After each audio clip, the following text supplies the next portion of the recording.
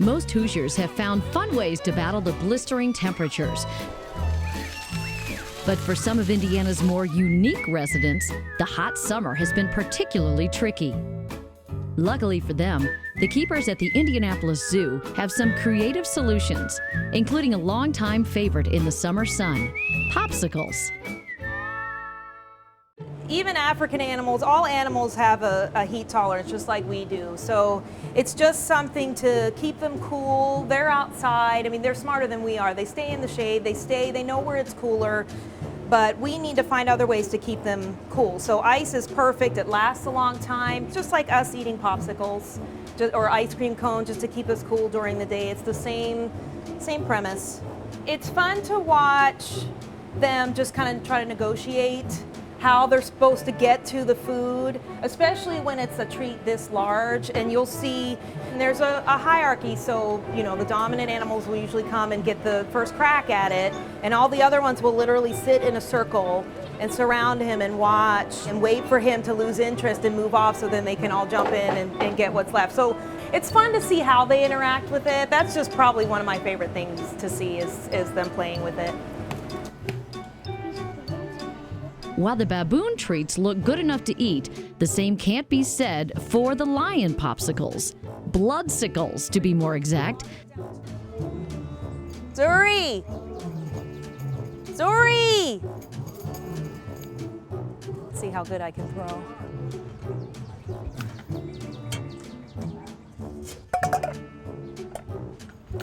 Oh!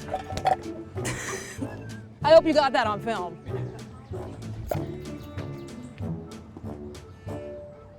There he goes. I think Nyack sees it now. Nyack, good boy.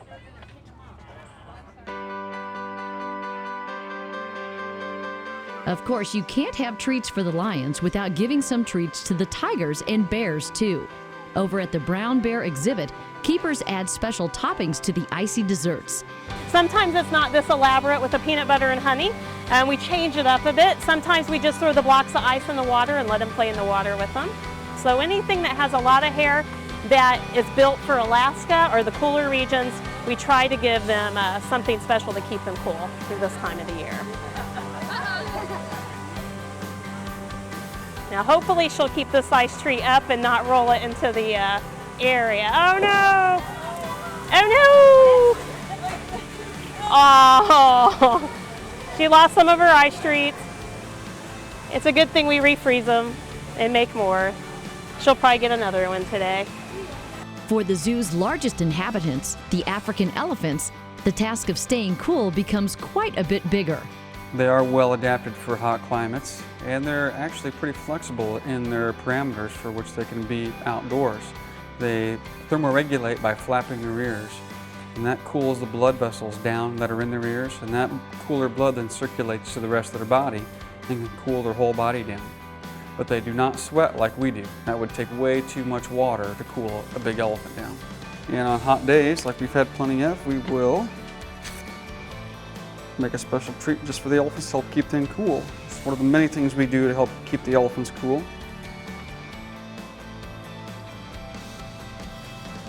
Gonna use her foot to smash it into manageable pieces that she can put in her mouth if she can, which is not too challenging when you're 8,000 pounds to smash something, I guess. And as the elephants get too hot, they will suck up water in their trunk and throw it on themselves. Or they'll use the mud wallow that's near the back of this part of the exhibit. And in fact, they'll even just lay right down in it. So a good layer of mud will help keep that heat off of their skin directly and act like a sunscreen as well as keeping the heat off. And it will also keep the bugs off as well. The elephant's wrinkles may be a sign of wisdom, but they actually serve to hold the mud in place, which makes their daily bath particularly challenging. And Jill's going to start the bath off by offering Tomby a drink of water. An adult elephant can hold 2 to 3 gallons of water in its trunk at a time, and they may drink in this hot weather 40 or more gallons of water a day. Tomby is pretty clean to start with today, but if they've just gone out and got a bunch of mud on themselves, it might take us 20 minutes or close to half an hour even. The bathing session for us allows us to give the elephants a thorough inspection all over their whole body. So we're going to look at their eyes, their ears, their mouth, their trunk, their tail, all along their back. They also is going to help keep them clean, but exfoliate any overgrown skin. We'll check for any scrapes or lumps or bumps or bugs that might get on them. And it also acts as a training session for us. So Jill is asking Tommy for behaviors. She's rewarding those behaviors when Tommy performs them like she wants. So it's a multifaceted thing for us. And it also helps cool them off in hot weather too. And if their skin gets too dry, we'll give them a moisturizing treatment as well, and we'll use mineral oil. It takes about 5 gallons of mineral oil to completely cover an adult elephant. In the past, we had used a power sprayer to apply that. Now we just use giant paint rollers, and that has seemed like it's worked the best and been the most efficient to get coverage on an elephant. Before heading back into the yard and mud once again, each elephant's bath time is capped with a special iced treat.